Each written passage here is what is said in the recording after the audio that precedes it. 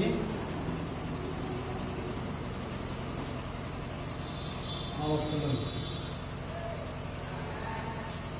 Derivatives are implicit functions. अभी तक तुम जो है कि y इक्वल टू f(x) प्रकार के फंक्शन का अवलोकन करना सीख चुके हो। जैसे f(x) y equal to f(x) के रूप में अगर कोई फलन दिया है, जैसे मान लो f(x) बराबर ax² bx plus c quadratic polynomial के रूप में अगर एक फलन दिया हुआ है बहुपद के रूप में, तो इसका तो अवकलज करना है सीख चुके x के रूप में और सारे डेरिवेटिव है। यहाँ देखो x टू द पावर 2 ये चल रहा है, x टू द पावर 1 और यहाँ नहीं कुछ है x टू द पावर 0 है। अब इसका अवकलज करोगे तो क्या लिखोगे? x के सापेक्ष अवकलज करने, x के सापेक्ष अवकलन करने लिखते हो तो क्या लिखते हो? dy by dx। यहाँ भी हमारा इसको अगर चाहो तो क्या लिख सकते हो? f डैश लिख सकते हो ना, वही चीज है dy dx f को लिख सकते f डैश x। यह फंक्शन है, लेकिन जैसे ही f डैश x यहाँ हो गया, यह क्या हो गया? प्रथम फलन का अवकलज हो गया, प्रथम फलन का अवकलज। इसको हम लिख सकते हैं f डैश x को dy dx। एक बार इसका डेरिवेटिव हो चुका है, एक बार डेरिवेटिव हो चुका है। अब यहाँ हमारा क्या हो जाएगा? dy dx ax² bx plus c। तो दिक्कत, अब यहाँ से तुम इसका अलग अलग करते हो, डेरिवेटिव निकालते हो, तो ax² ये पाले बाहर वाले कांस्टेंट टर्म है, गुणांक के रूप में है, x का गुणांक है, ये तो बाहर की। अब x² का क्या होता है अवकलज? 2x। समझ में आ रहा सबको? कोई दिक्कत? फिर प्लस b और x का 1 होता है और plus c f to the power 0 है, तो क्या हो जाएगा? कांस्टेंट टर्म है, ठीक है। ये हमारा शून्य हो जाएगा, हो जाएगा शून्य। कैसे होगा? शून्य पहले आ जाएगा f to the power 0 minus 1, तो शून्य से गुणा करोगे तो हमेशा क्या होगा? शून्य आता है। देखो वैल्यू समझा रहा है। अब यहाँ समय क्या मिलेगा?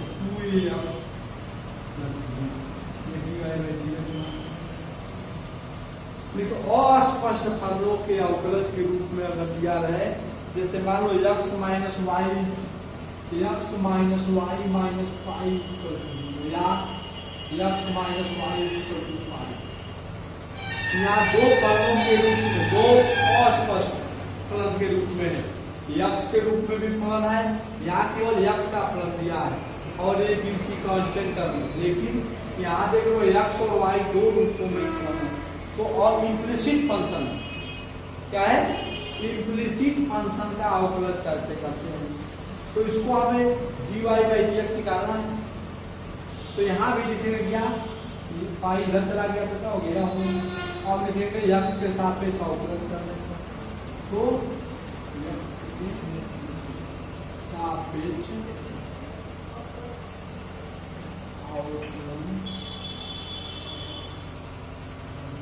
तो दिक्कत। अब यहाँ हमारा क्या हो गया? dy बाई dx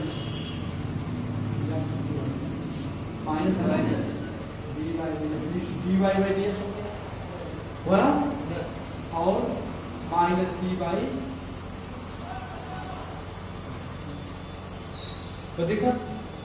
अब यहाँ से क्या हो गया? इसकी इससे कैंसिल आउट हो गया, मतलब ये तो समझाने के लिए है, लेकिन रियलिटी क्या है? ये इसका मान क्या है? 1। यहाँ 1 है ना, तो 1 पहले आ गया, तो जब 3 पावर 1 माइनस 1 होता है, तो 1 minus 1 means 0। f to the power 0 कोई भी वैल्यू है उसको ऊपर पावर 0 को मानो, तो 1 गुणे 1 होने आएगा, तो डायरेक्ट हम इसको लिख दिए 1 माइनस dy बाई। और यहाँ देखो ये पाई क्या है? कांस्टेंट टर्म है, तो कांस्टेंट टर्म में क्या हो जाता है? 0 ही है। अब यहाँ से क्या होगा? dy बाई dx इधर चला जाएगा, 1 माइनस 0 बचेगा, तो 1 होता है। यहाँ से मिलकर dy बाई dx सुना रहा है?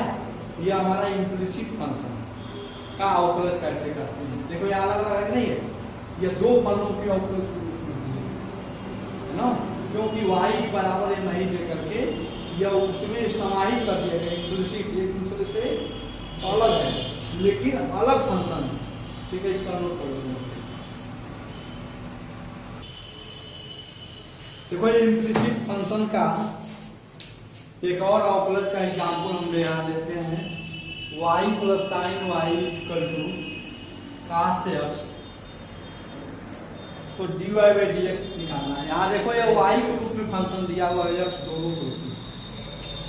अभी तक केवल y इक्वल टू f के रूप में दिया था। तो सबसे पहले हम x के सापेक्ष अवकलन करना लिखते हैं। तो डायरेक्टली हम यहाँ लिखते हैं dy बाई dx लिख सकते हैं। y के सापेक्ष इसको अवकलन किए तो plus dy by dx sine y equal to dy by, यहाँ तो कुछ लिखो दिक्कत। अब यहाँ तुम देख रहे हो कि dy बाई dx निकालना है, तो वैल्यू अभी मिल गई, मिल गया। लेकिन यहाँ तुम देख रहे हो y के रूप में अवकलन दिया है और यहाँ डेरिवेटिव कर दिया है। इसका मतलब पहले इसको हम बनाएंगे y के रूप में, तो dy बाई dy इंटू फिर dy यहाँ कर दिए, तो यहाँ dy को मल्टीप्लाई करेंगे तभी जिससे कैंसिल होगा, और यहाँ dy मतलब उसकी कोई जरूरत नहीं, कोई दिक्कत है। और i इक्वल टू इसका तो तुम जानते करते हो, cos x दिया है। cos x क्या होता है? Minus,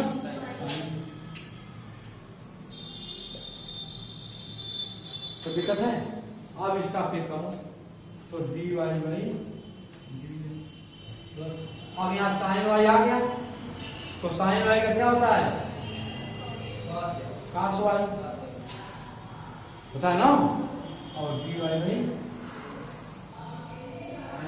minus sign. अब यहाँ देखो dy बाई dx यहाँ भी है और यहाँ भी है, प्लस बीच में है, तो कॉमन हो जाएगा, नहीं हो जाएगा दोनों।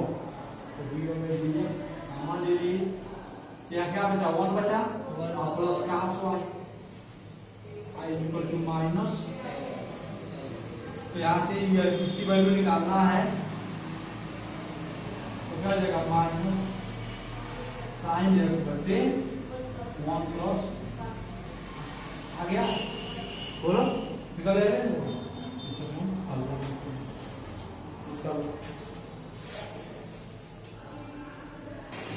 प्रतिलोम त्रिकोणमिति फलनों के अवकलज।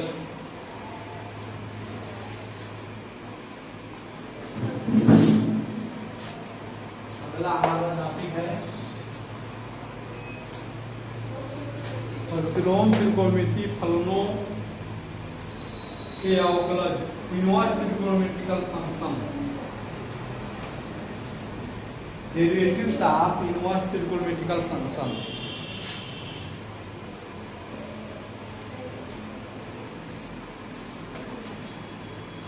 आप इनवर्स लिख लो इंग्लिश,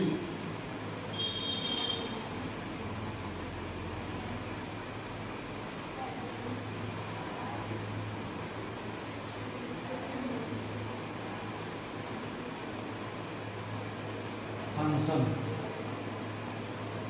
अब पहला उसमें फलन,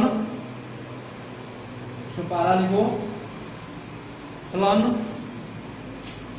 sine inverse x, means x बराबर ये दिया हुआ है, का x के सापेक्ष अवकल गुणांक ज्ञात कीजिए, अवकलज कीजिए, का अवकलज कीजिए। तो सबसे पहले हम x को हम y इक्वल टू f लिख सकते हैं, तो और इक्वल टू साइन इनवर्स। अब इसका x के साथ में अवकलन करेंगे तो क्या जाएगा? dy बाई dx हो जाएगा, और यहाँ f डैश x हो जाएगा, यहाँ क्या जाएगा? dy by sine inverse. अब इसका अवकलन एक पेज का है, कितने का है? एक पेज लगेगा। डायरेक्ट हम सूत्र लिख रहे हैं 1/√1 माइनस है ना। मतलब अगर साइन इनवर्स x दिया रहेगा, इसका डायरेक्ट अवकलन करेंगे, इसका हो जाएगा 1/√1 माइनस x²। कोई दिक्कत नहीं है? इसको करा देखो, और दूसरा सूत्र हम सूत्र सिद्ध करा देंगे। उसी के अनुसार सारे सूत्र को तुम लोग घर में बैठ कर प्रैक्टिस करना है ना। बड़ा बड़ा बड़ा सूत्र है। फिर cos इनवर्स x का सूत्र लिखेंगे dy/dx। हम लोग y बराबर दिया है cos इनवर्स x dy/dx क्या हो जाएगा? इसका निकालेंगे तो यहाँ भी dy/dx आ जाएगा। यहाँ से हमें मिल जाएगा -1/√1 माइनस। ध्यान देना, साइन में वही चीज है, लेकिन काश जैसे हम करेंगे तो वहां माइनस को आ जाएगा। और कुछ नहीं, दोष नहीं है, दोष है। फिर तीसरा y = अगर tan इनवर्स x दिया है, इसका हम करेंगे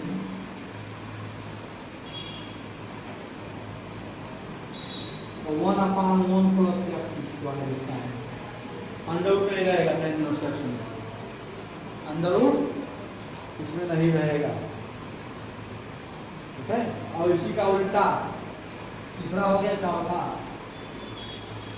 dy/dx y बराबर मान लो दिया cot इनवर्स x। क्या दे दिया? cot inverse x। इसका जब हम अवकलन करेंगे तो यहाँ पे dy/dx cot इनवर्स x तो -1/1 प्लस x। देखो याद करने का तरीका कितना आसान है। tan का आया और काट का देखो, केवल काट इनवर्स x की तो केवल माइनस उसके साथ आ गया, सब वैल्यू वही हल हो गया। और दो सूत्र और हैं, सेक और कोसेक। तो सेक और कोसेक का भी तुम लोग नोट कर डालो, ठीक है। dy मान लो पांचवा हमारा दिया y सेक इनवर्स x तो dy/dx निकालेंगे तो यहाँ भी dy/dx सेक इनवर्स x हो जाएगा। तो यहाँ हो जाता है 1/x √1x² - 1।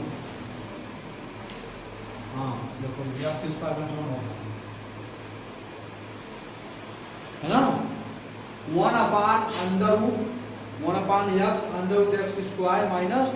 1 इसका आता है सेक का। और जैसे ही लास्ट वाला 6 y कोसेक इनवर्स x दिया रहेगा तो dy/dx यहाँ भी dy/dx। तो यहाँ क्या हो जाएगा 1/(x)√x² - 1 होगा, लेकिन यहाँ माइनस आ जाएगा, आ जाएगा माइनस। तो तीन सूत्र ही केवल याद करना है, साइन का, tan का और सेक का। और तीनों का माइनस कर दोगे तो काश और यहाँ हो गया, और tan का उल्टा काट का, और सेक का कोसेक का सूत्र माइनस को लगा देना। तो तीन ही सूत्र से पूरा द्वारा क्लियर हो जाएगा, है ना।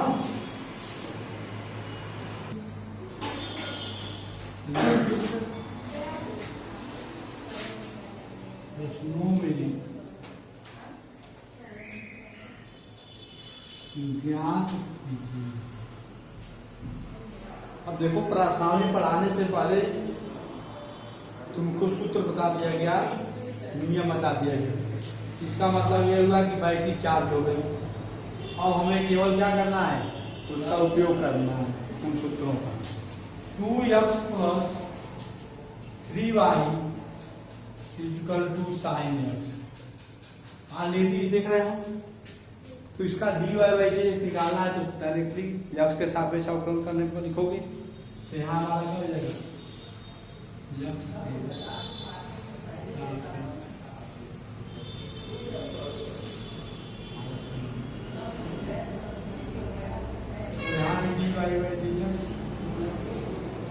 डायरेक्ट लिखा जाएगा। अभी तो हम नहीं दे रहे हैं क्योंकि समय नहीं है। यहाँ कांस्टेंट टर्म में बाहर आ गया 2, x का 1 हो गया, कोई दिक्कत, प्लस 3 dy बाई dx, और साइन एक्स का क्या होता है ना। अब यहाँ से देखो 2 2 तो 3 dy बाई dx, काश एक्स इधर आएगा -2 और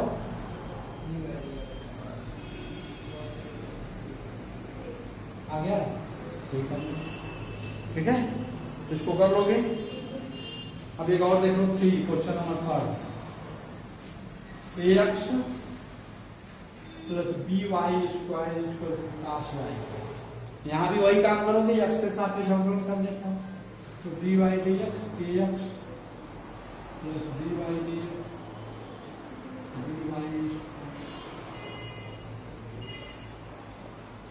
cos y।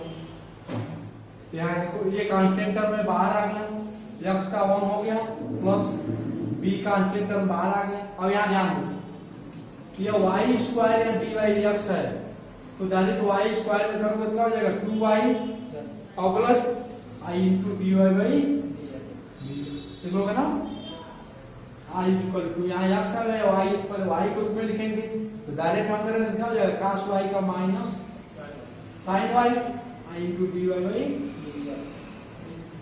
तो दिक्कत है।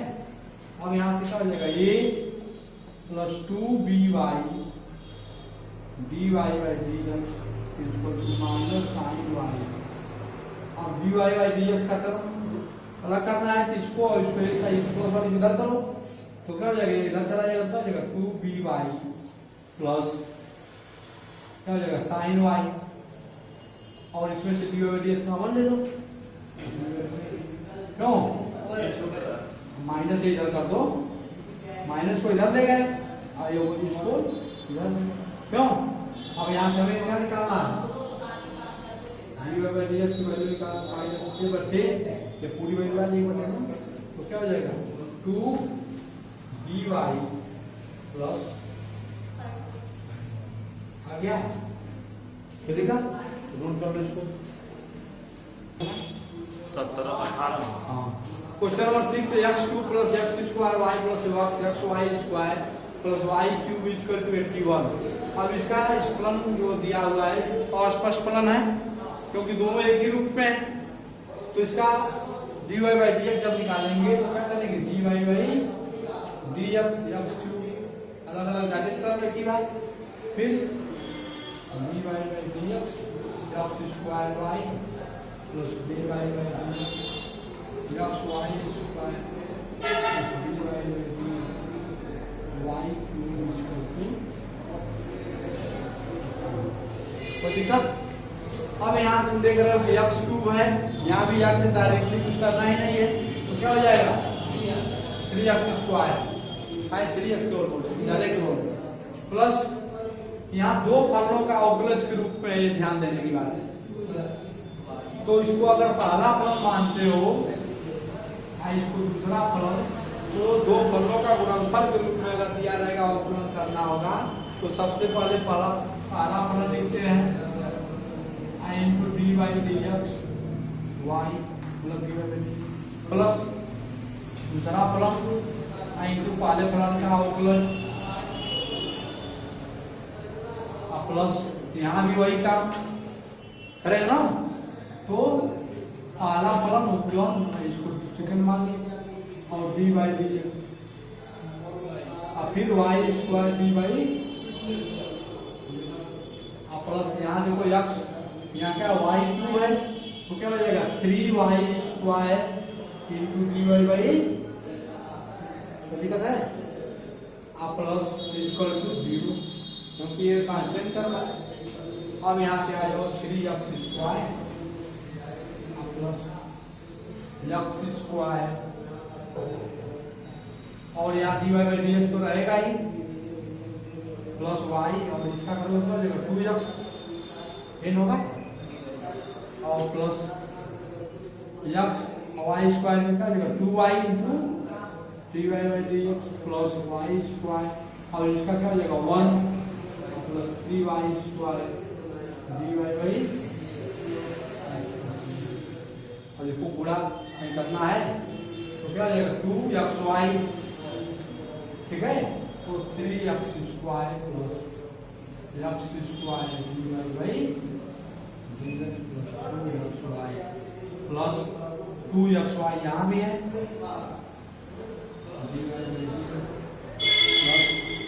y square plus 3y square d y d x यहाँ है और यहाँ, तीनों कॉमन हो जाएगा, तो इसको तीनों को कॉमन करेंगे क्या निकल जाएगा d y d x common, को लिखोगे क्या हो जाएगा एक्स स्क्वायर बचेगा प्लस 2xy, 3 है ये तो आप भी अलग है इधर है, और प्लस 3y स्क्वायर, अब इस टर्म को इधर तक माइनस जाएगा ना, तो माइनस 3x स्क्वायर यह बचा, भी माइनस जाएगा तो माइनस 2xy और माइनस y स्क्वायर हुआ, या डी वाई बाई डी, तीनों माइनस है, माइनस कॉमन निकल जाएगा, बढ़ते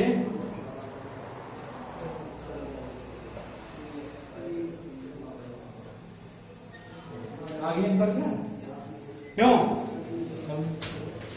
स्क्वायर काश xy इक्वल टू k, और यहाँ दिया है साइन स्क्वायर x काश स्क्वायर y, इसमें से कर लोगे ना, तो नवा क्वेश्चन देखो दिया हुआ है y equal to sine inverse आ गया 2x upon 1 plus x square, क्या हो। अब इस तरह के सवाल जब भी आएगा तो सूत्र त्रिकोणमिति का आय तुम जो पढ़े हो कल है, तो उसका यूज करना है। तुम जानते हो कि टाइम 2 थीटा बराबर हमारा सूत्र क्या होता है 2 टाइम थीटा अपॉन नहीं साइन 2 थीटा बराबर 1 प्लस टाइम स्क्वायर, पढ़े हो ना, काश 2 थीटा बराबर सूत्र क्या होता है 2 काश square theta minus 1 minus 2 sine square theta, एक सूत्र होता है क्या 1 minus sine square theta upon 1 sine square, और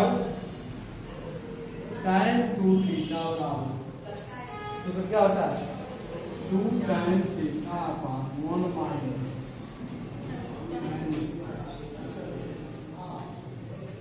क्या होता है सूत्र tan 3 थीटा बराबर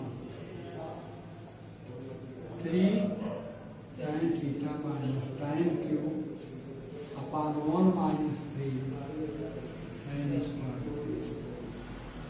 अरे हो, तो इन सब सूत्रों का यूज हमें यहाँ करना है।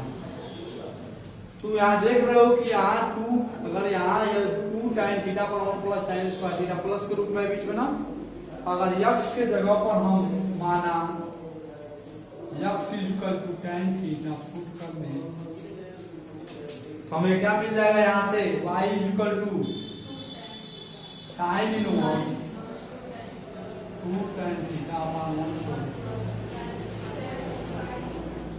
मिला, और यहां से हमें साइन इनवर्स, यह किसका फार्मूला है साइन 2 थीटा, देखने दे साइन 2 थीटा प्लस है तो माइनस आएगा, तो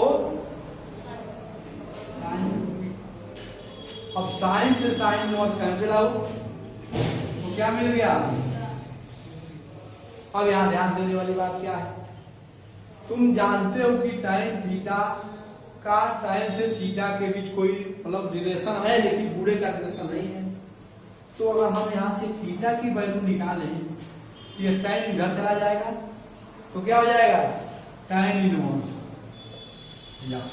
तो क्या x है, तो थीटा की जगह हम tan इनवर्स x पुट कर सकते हैं ना, बोलो। तो क्या हो जाएगा 2 tan इनवर्स x। अब y बराबर हमें क्या मिल गया, अभी कुछ नहीं किया गया है, अभी कुछ नहीं किया गया है, केवल इतना है। शुद्ध से करो इसको, अब यहाँ से देखो, अब x के साथ अवकलन करने पर क्या हो जाएगा dy बाई dx, इसको लिख दिए, तो यहाँ भी क्या हो जाएगा dy by 2 tan inverse x। और यहाँ से 2 अलग हो गया कांस्टेंट टर्म है, तो dy by dx tan inverse x। और तुम जानते हो कि tan इनवर्स x का अवकलन भी बताया गया क्या 1/1 प्लस x स्क्वायर। तो 1/1 प्लस यहाँ x है केवल x स्क्वायर। अगर यही मान लो x से जब 2x रहता, 2x का होल स्क्वायर होता, तो पहले 2x को t मानते, आएगा भी प्रोसीजर x स्क्वायर रहता तो उसका अलग हो जाता, फलन हो गया। ठीक है, यहाँ से क्या मिल गया 2/1 प्लस